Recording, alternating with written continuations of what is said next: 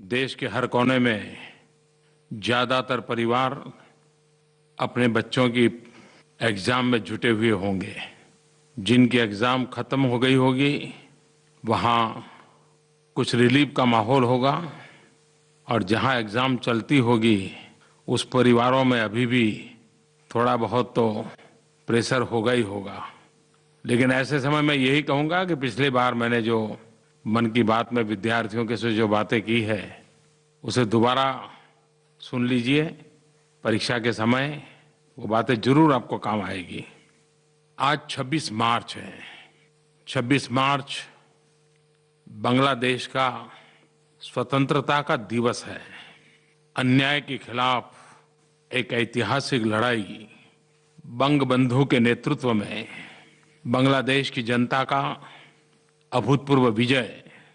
आज के इस महत्वपूर्ण दिवस पर मैं बांग्लादेश के नागरिक भाइयों बहनों को स्वतंत्रता दिवस की बहुत बहुत शुभकामनाएं देता हूं और यह कामना करता हूं कि बांग्लादेश आगे बढ़े, विकास करें। और बांग्लादेश वासियों से भी मैं विश्वास दिलाता हूं कि भारत बांग्लादेश का एक मजबूत साथी है, एक अच्छा मित्र है और हम कंधे से कंधा मिला करके इस पूरे क्षेत्र के अंदर शांति, सुरक्षा और विकास में अपना योगदान देते रहेंगे। हम सबको इस बात का गर्व है कि रविंद्रनाथ टैगोर, उनकी यादें हमारी एक साझी विरासत है। बांग्लादेश का राष्ट्रगान भी गुरुदेव रविंद्रनाथ टैगोर की रचना है। गुरुदेव टैगोर के बारे में एक बहुत इंटरेस्टिंग बात यह है कि 1913 में वे न केवल नोबेल पुरस्कार प्राप्त करने वाले पहले एशियाई व्यक्ति थे, बल्कि उन्हें अंग्रेजों ने नाइटहुड की भी उपाधि दी थी। और जब 1919 में जलियांवाला बाग पर अंग्रेजों ने कत्लेआम किया तो रविंद्रनाथ टैगोर उन महापुरुषों में थे जिन्होंने अपनी आवाज को बुलंद की थी। और यही कालखंड था जब 12 साल के एक बच्चे के मन पर इस घटना का गहरा प्रभाव हुआ था। किशोर अवस्था में खेत खलिहान में हंसते कूदते उस बालक को जलियांवाला बाग के नृशंस हत्याकांड ने जीवन की एक नई प्रेरणा दे दी थी। और 1919 में 12 साल का वो बालक मतलब हम सबके प्रिय, हम सबकी प्रेरणा शहीद भगत सिंह। आज से 3 दिन पूर्व 23 मार्च को भगत सिंह जी को और उनके साथी सुखदेव और राजगुरु को अंग्रेजों ने फांसी पर लटका दिया था। और हम सब जानते हैं 23 मार्च की वो घटना, भगत सिंह, सुखदेव, राजगुरु के चेहरे पर मां भारती की सेवा करने का संतोष, मृत्यु का भय नहीं था।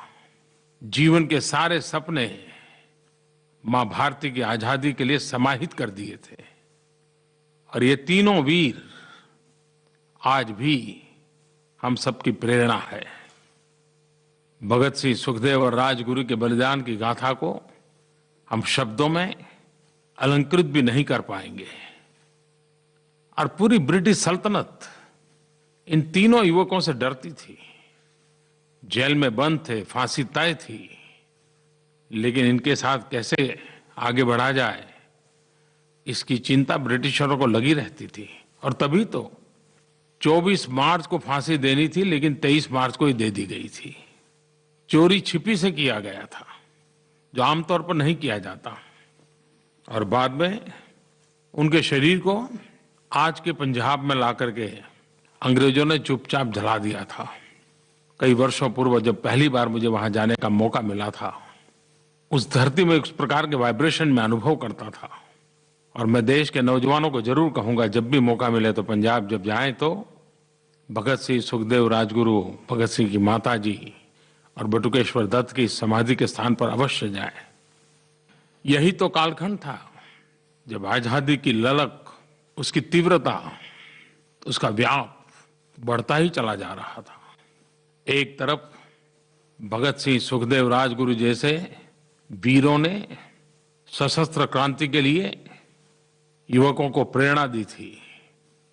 तो आज से ठीक 100 साल पहले 10 अप्रैल 1917 महात्मा गांधी ने चंपारण सत्याग्रह किया था। ये चंपारण सत्याग्रह की शताब्दी का वर्ष है। भारत के आजादी के आंदोलन में गांधी विचार और गांधी शैली, इसका प्रकट रूप पहली बार चंपारण में नजर आया। आजादी के पूरी आंदोलन यात्रा में ये एक टर्निंग पॉइंट था, खास करके संघर्ष के तौर तरीके की दृष्टि से। यही वो कालखंड था, चंपारण का सत्याग्रह, खेड़ा सत्याग्रह, अहमदाबाद में मिल मजदूरों की हड़ताल, और इन सब में महात्मा गांधी की विचार और कार्यशैली का गहरा प्रभाव नजर आता था। 1915 में गांधी विदेश से वापस आए और 1917 में बिहार के छोटे से गांव में जाकर के उन्होंने देश को नई प्रेरणा दी। आज हमारे मन में महात्मा गांधी की जो छवि है, उस छवि के आधार पर हम चंपारण सत्याग्रह का मूल्यांकन नहीं कर सकते हैं। कल्पना कीजिए कि एक इंसान जो 1915 में हिंदुस्तान वापस आए, सिर्फ 2 साल का कार्यकाल, न देश उनको जानता था न उनका प्रभाव था, अभी तो शुरुआत थी। उस समय उनको कितना कष्ट झेलना पड़ा होगा, कितनी मेहनत करनी पड़ी होगी, इसका हम अंदाज कर सकते हैं। और चंपारण सत्याग्रह ऐसा था कि जिसमें महात्मा गांधी के संगठन कौशल्य, महात्मा गांधी की भारतीय समाज के नब्ज को जानने की शक्ति, महात्मा गांधी अपने व्यवहार से अंग्रेज सल्तनत के सामने गरीब से गरीब, अनपढ़ से अनपढ़ व्यक्ति को संघर्ष के लिए संगठित करना, प्रेरित करना, संघर्ष के लिए मैदान में लाना, ये अद्भुत शक्ति के दर्शन कराता है। और इसलिए जिस रूप में हम महात्मा गांधी के विराट का को अनुभव करते हैं, लेकिन अगर 100 साल पहले के गांधी को सोचें, उस चंपारण सत्याग्रह वाले गांधी को, तो सार्वजनिक जीवन की शुरुआत करने वाले किसी भी व्यक्ति के लिए चंपारण सत्याग्रह एक बहुत ही अध्ययन का विषय है। सार्वजनिक जीवन की शुरुआत कैसे की जा सकती है, खुद कितना परिश्रम करना होता है, और गांधी ने कैसे किया था, यह हम उससे सीख सकते हैं। और वो समय था, जितने बड़े बड़े दिग्गज नेताओं के हम नाम सुनते हैं, गांधी ने उस समय राजेंद्र बाबू हो, आचार्य कृपलानी जी हो, सबको गांवों में भेजा था। लोगों के साथ जुड़ करके लोग जो काम कर रहे हैं उसी को आजादी के रंग से रंग देना, इसके तरीके सिखाए थे। और अंग्रेज लोग समझ ही नहीं पाए कि गांधी का तौर तरीका क्या है। संघर्ष भी चले, सृजन भी चले, और दोनों एक साथ चले। गांधी ने जैसे एक सिक्के के 2 पहलू बना दिए थे, एक सिक्का का एक पहलू संघर्ष तो दूसरा पहलू सृजन। एक तरफ झेल भर देना तो दूसरी तरफ रचनात्मक कार्यों में अपने आप को खपा देना। एक बड़ा अद्भुत बैलेंस गांधी की कार्यशैली में था।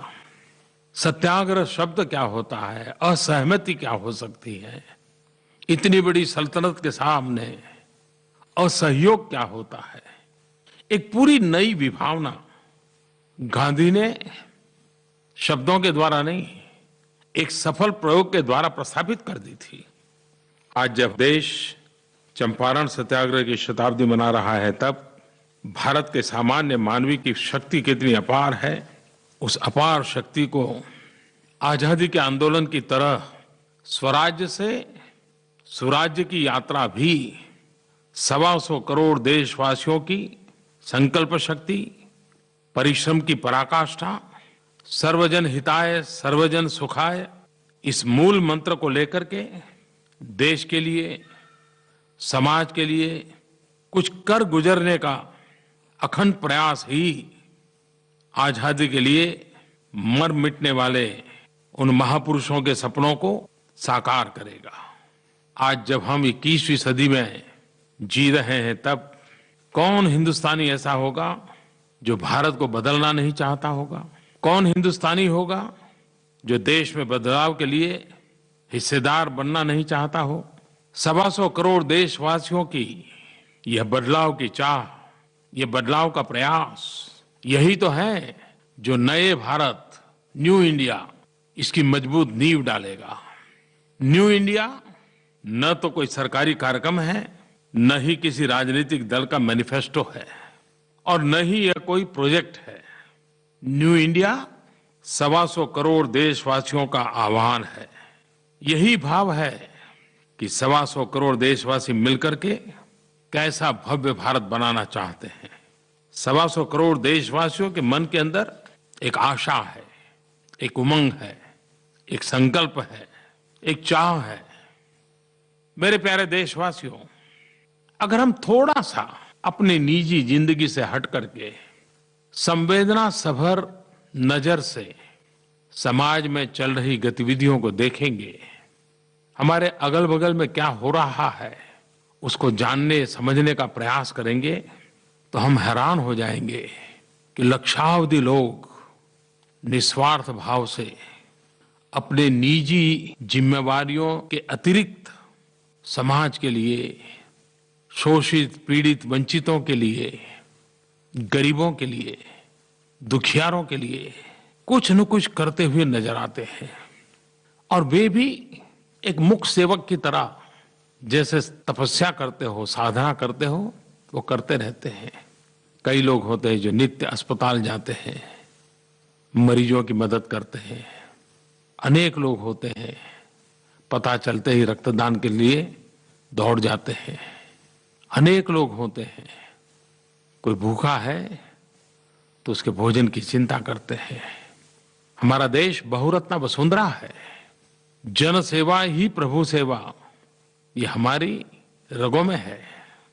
अगर एक बार हम उसको सामूहिकता के रूप में देखें, संगठित रूप में देखें, तो कितनी बड़ी शक्ति है।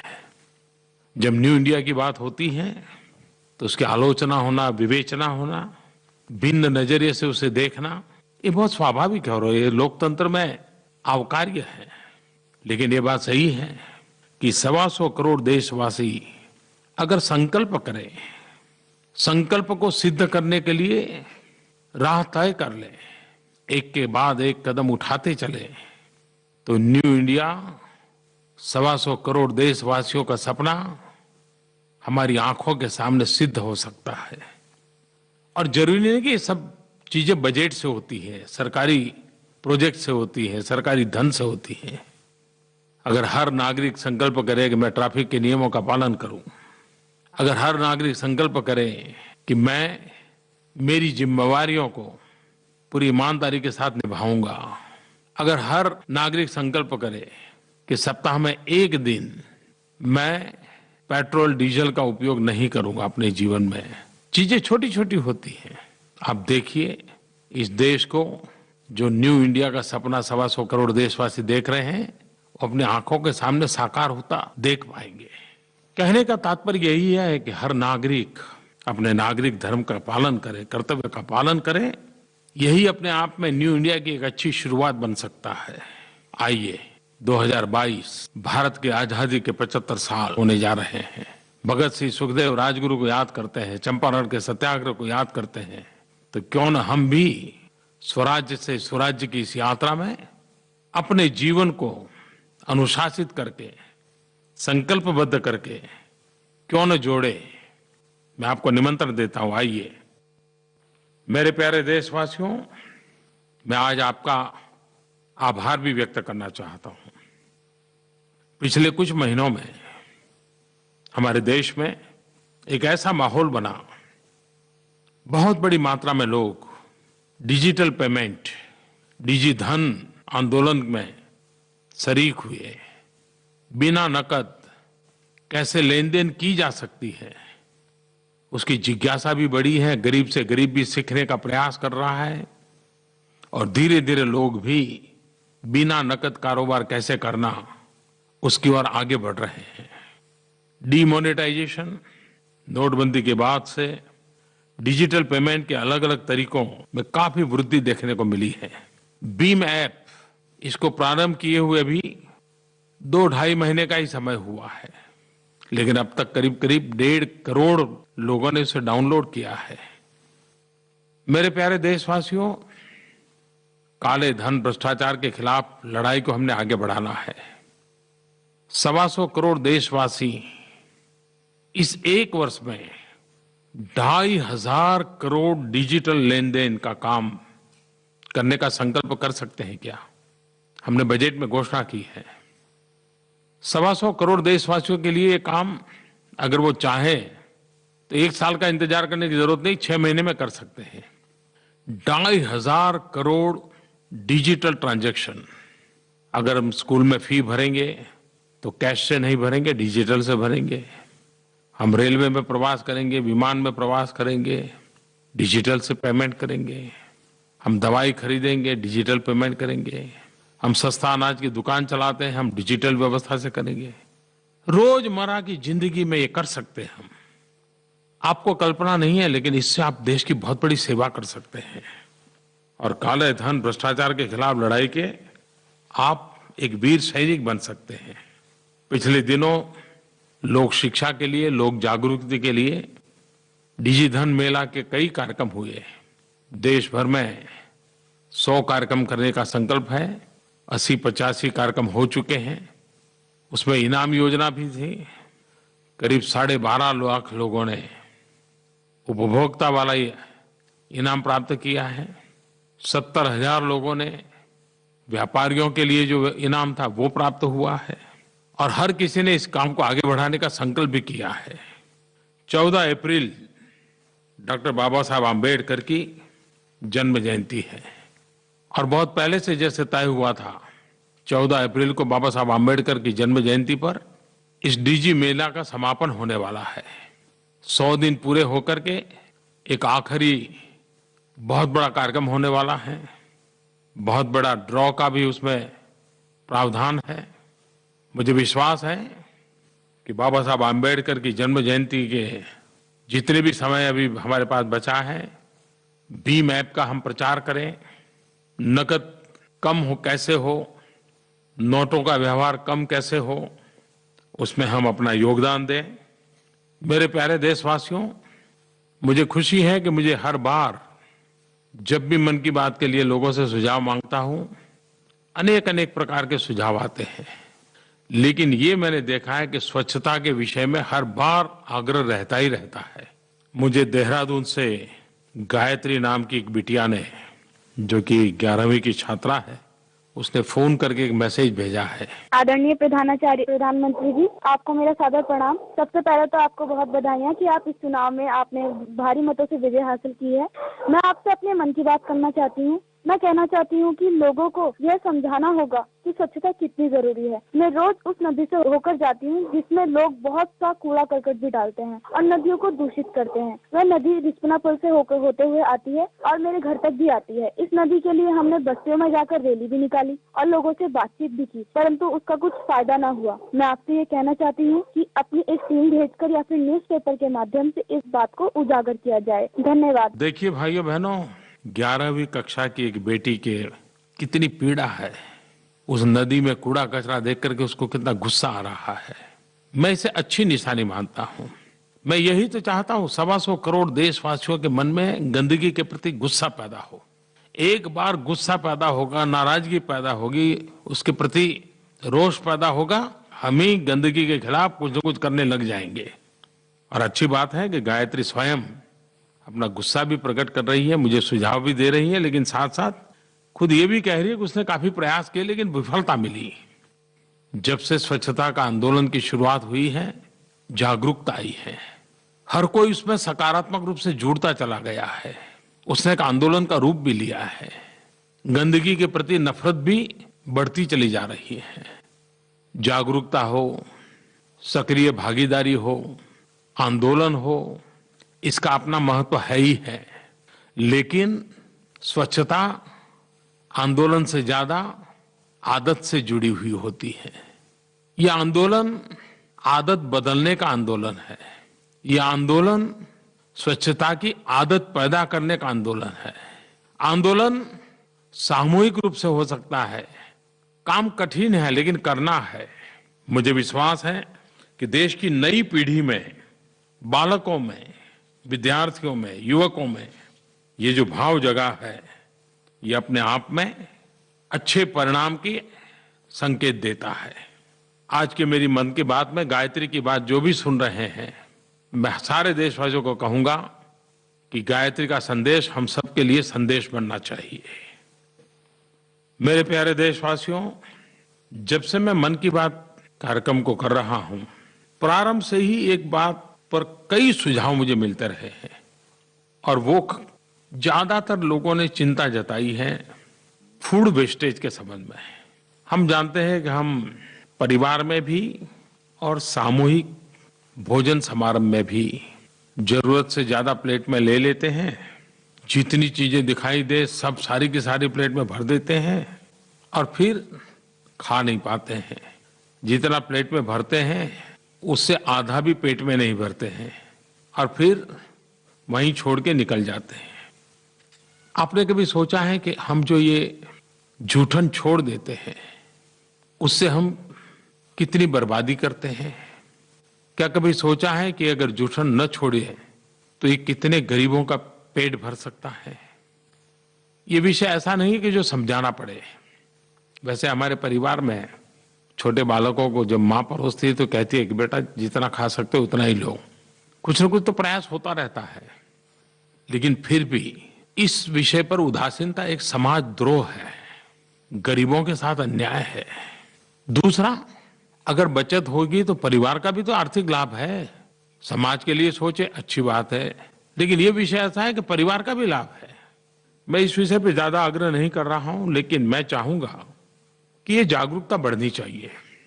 मैं कुछ युवकों को तो जानता हूं कि जो इस प्रकार के आंदोलन चलाते हैं, उन्होंने मोबाइल ऐप बनाए हैं और कहीं पर भी इस प्रकार की जूठन पड़ी है तो लोग बुलाते हैं, बोले सब इकट्ठा करते हैं और उसका सदुपयोग करते हैं, मेहनत करते हैं और हमारे देश के नौजवान करते हैं। हिंदुस्तान के हर राज्य में कहीं न कहीं आपको ऐसे लोग मिलेंगे। उनका जीवन भी हम लोगों को प्रेरणा दे सकते हैं कि हम जूठन न करें, हम उतना ही लें जितना खाना है। देखिए, बदलाव के लिए यही तो रास्ते होते हैं। और जो लोग शरीर स्वास्थ्य के संबंध में जागरूक होते हैं वो तो हमेशा कहते हैं पेट भी थोड़ा खाली रखो, प्लेट भी थोड़ी खाली रखो। और जब स्वास्थ्य की बात आई है तो 7 अप्रैल को विश्व स्वास्थ्य दिवस है, वर्ल्ड हेल्थ डे। संयुक्त राष्ट्र ने 2030 तक यूनिवर्सल हेल्थ कवरेज यानी कि सबको स्वास्थ्य का लक्ष्य तय किया है। इस बार यूनाइटेड नेशन ने 7 अप्रैल विश्व स्वास्थ्य दिवस पर डिप्रेशन विषय पर फोकस किया है। डिप्रेशन ये इस बार की उनकी थीम है। हम लोग भी डिप्रेशन शब्द से परिचित हैं, लेकिन अगर शाब्दिक अर्थ करना है तो कुछ लोग उसको अवसाद भी कहते हैं। एक अनुमान है कि दुनिया के अंदर 35 करोड़ से ज्यादा लोग मानसिक रूप से डिप्रेशन से पीड़ित है। मुसीबत ये है कि हमारे अगल बगल में भी इस बात को हम समझ नहीं पाते हैं और शायद इस विषय में खुल करके बात करने में हम संकोच भी करते हैं। जो स्वयं डिप्रेशन महसूस करता है वो भी कुछ बोलता नहीं, क्योंकि वो थोड़ी शर्मिंदगी महसूस करता है। मैं देशवासियों से कहना चाहूंगा कि डिप्रेशन ऐसा नहीं है कि उससे मुक्ति नहीं मिल सकती है। एक मनोवैज्ञानिक माहौल पैदा करना होता है और उसकी शुरुआत होती है, पहला मंत्र है डिप्रेशन के सप्रेशन के बजाय इसके एक्सप्रेशन की जरूरत है। अपने साथियों के बीच, मित्रों के बीच, माँ बाप के बीच, भाइयों के बीच, टीचर के साथ खुल करके कहिए आपको क्या हो रहा है। कभी कभी अकेलापन, खास करके हॉस्टल में रहने वाले बच्चों को तकलीफ ज्यादा हो जाती है। हमारे देश का सौभाग्य रहा कि हम लोग संयुक्त परिवार में पले बढ़े हैं, विशाल परिवार होता है, मेलजोल रहती है और उसके कारण डिप्रेशन की संभावनाएं खत्म हो जाती हैं। लेकिन फिर भी मैं माँ बाप को कहना चाहूंगा कि आपने कभी देखा है कि आपका बेटा या बेटी या परिवार का कोई भी सदस्य, पहले जब आप खाना खाते थे सब लोग साथ खाते थे, लेकिन एक परिवार का व्यक्ति वो कहता है नहीं मैं बाद में खाऊंगा, वो टेबल पे नहीं आता है। घर में सब लोग कहीं बाहर जा रहे हैं तो कहता है नहीं मुझे आज नहीं आना है, अकेला रहना पसंद करता है। आपका कभी ध्यान गया कि ऐसा क्यों करता है? आप जरूर मानिए कि वो डिप्रेशन की दिशा का पहला कदम है। अगर वो आपसे समूह में रहना पसंद नहीं करता है, अकेला एक कोने में चला जा रहा है तो प्रयत्नपूर्वक देखिए कि ऐसा न होने दें। उसके साथ खुल करके जो बात करते हैं ऐसे लोगों के साथ उसको बीच रहने का अवसर दीजिए। हंसी खुशी की खुल करके बातें करते करते करते उसको एक्सप्रेशन के लिए प्रेरित करें। उसके अंदर कौन सी कुंठा कहाँ पड़ी है उसको बाहर निकालिए। ये उत्तम उपाय है। और डिप्रेशन मानसिक और शारीरिक बीमारियों का कारण बन जाता है। जैसे डायबिटीज हर प्रकार की बीमारियों का यजमान बन जाता है, वैसे डिप्रेशन भी टिकने की, लड़ने की, साहस करने की, निर्णय करने की हमारी सारी क्षमताओं को ध्वस्त कर देता है। आपके मित्र, आपका परिवार, आपका परिसर, आपका माहौल, ये मिलकर के ही आपको डिप्रेशन को जाने से रोक भी सकते हैं और गए हैं तो बाहर ला सकते हैं। एक और भी तरीका है, अगर अपनों के बीच में आप खुल करके अपने एक्सप्रेशन नहीं कर पाते हो तो एक काम कीजिए, अगल बगल में कहीं सेवा भाव से लोगों की मदद करने चले जाइए। मन लगा के मदद कीजिए, उनके सुख दुख को बांटिए। आप देखना आपके भीतर का दर्द यूं ही मिटता चला जाएगा।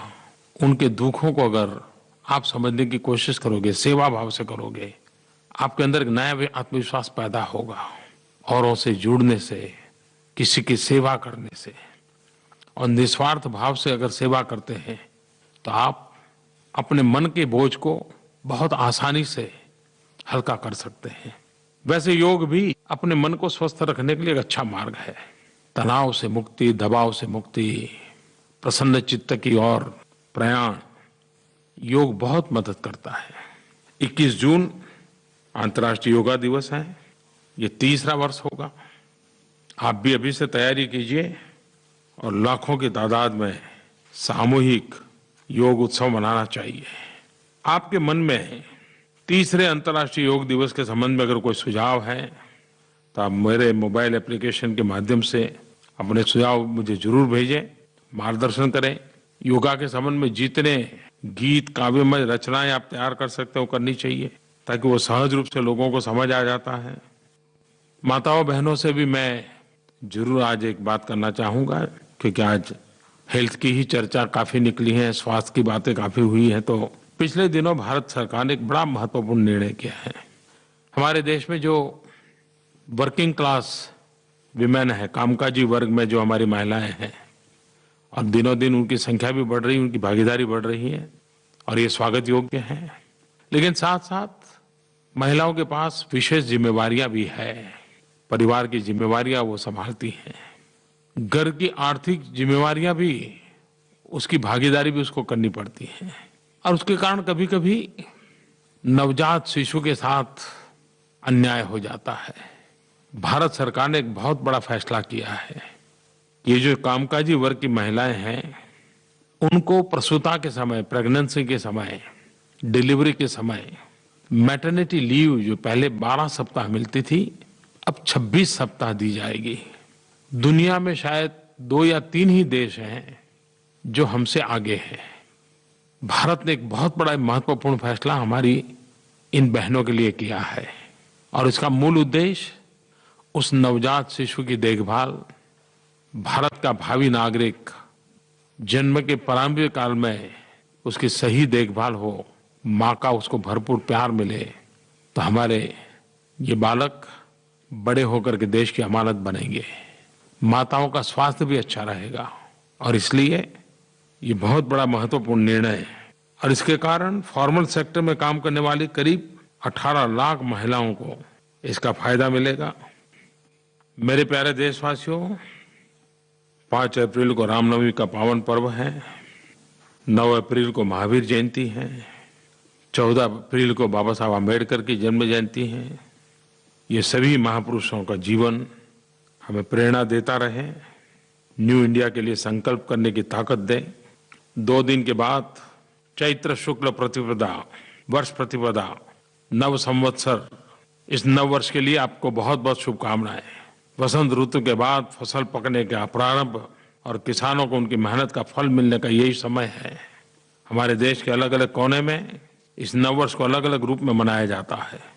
महाराष्ट्र में गुड़ी पड़वा, आंध्र कर्नाटक में नव वर्ष के तौर पर उगादी, सिंधी चेटीचांद, कश्मीरी नवरेह, अवध के क्षेत्र में संवत्सर पूजा, बिहार के मिथिला में जुड़ शीतल और मगध में सतुवानी का त्योहार नव वर्ष पर होता है। अनगिनत भारत इतनी विविधताओं से भरा हुआ देश है। आपको भी इस नव वर्ष की मेरी तरफ से बहुत बहुत शुभकामनाएं। बहुत बहुत धन्यवाद। तो प्रधानमंत्री नरेंद्र मोदी की तरफ से अपील की गई है सभी से कि हफ्ते में एक दिन पेट्रोल डीजल का इस्तेमाल छोड़ें, पेट्रोल डीजल का इस्तेमाल ना करें, ट्रैफिक नियमों का पालन करें। साथ ही महात्मा गांधी का जिक्र किया। शुरुआत में चंपारण सत्याग्रह का जो शताब्दी वर्ष है 2017 उसका जिक्र किया। लेकिन स्वच्छता अभियान आदत बदलने का आंदोलन है, ये आंदोलन का रूप ले चुका है स्वच्छता आंदोलन। महत्वपूर्ण बात यह कही है कि हफ्ते में एक दिन पेट्रोल डीजल का इस्तेमाल छोड़े। नई पीढ़ी जो है सफाई की ओर ध्यान दे। कामकाजी महिलाएं घर का काम भी संभालती है, इस वजह से मैटरनिटी लीव का जिक्र किया कि 26 हफ्ते की मैटरनिटी लीव अब मिलती रही है। ऐसे 2 से 3 देश हैं जो भारत से आगे हैं। एक दिन पेट्रोल डीजल का इस्तेमाल छोड़ें, ये अपील की गई है प्रधानमंत्री नरेंद्र मोदी की तरफ से। सीमित संसाधन हैं और इसी वजह से अगर पेट्रोल डीजल का एक दिन का अगर हम इस्तेमाल छोड़ देते हैं तो अपने आप में बहुत बड़ा योगदान होगा। किसानों के लिए फसल पकने का समय है। डिजिटल पेमेंट से काला धन रोके, डिजी धन का इस्तेमाल और साथ ही न्यू इंडिया का जिक्र किया प्रधानमंत्री नरेंद्र मोदी ने। एक और मुद्दा जो उठाया कि खाने पीने की चीजें जो बर्बाद होती हैं उसको लेकर भी गंभीरता से सोचने की जरूरत है।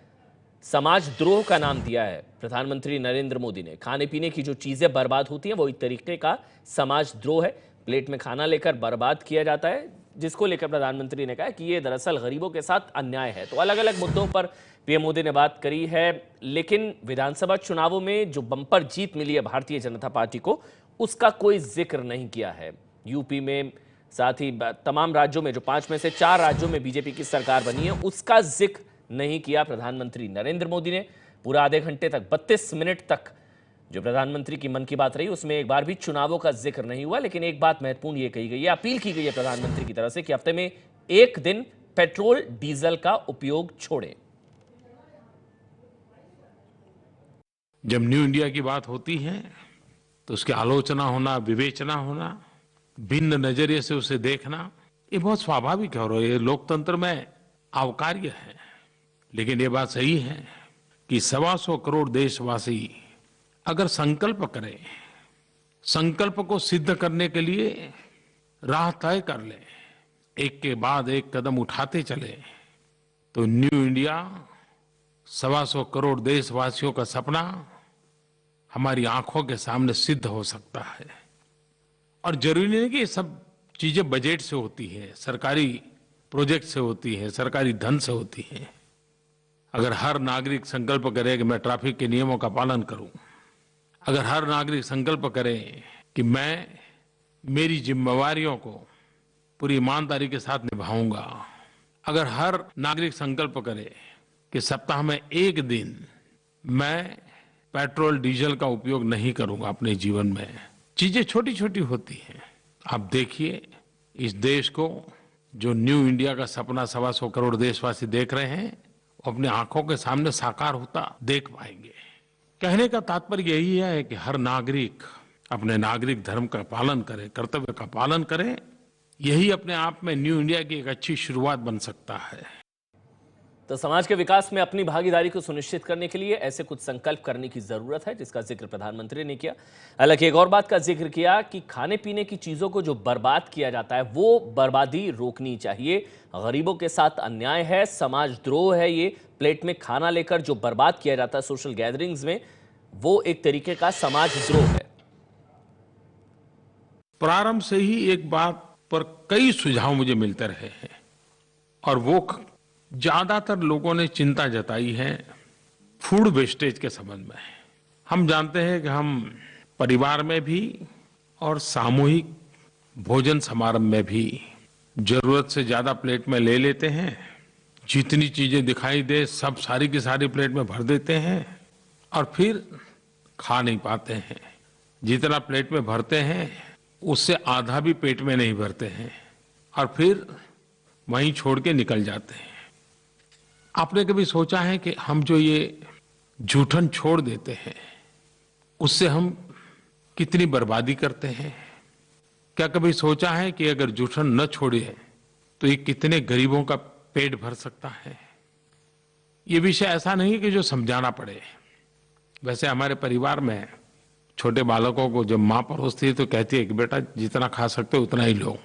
कुछ न कुछ तो प्रयास होता रहता है, लेकिन फिर भी इस विषय पर उदासीनता एक समाज द्रोह है, गरीबों के साथ अन्याय है। दूसरा, अगर बचत होगी तो परिवार का भी तो आर्थिक लाभ है।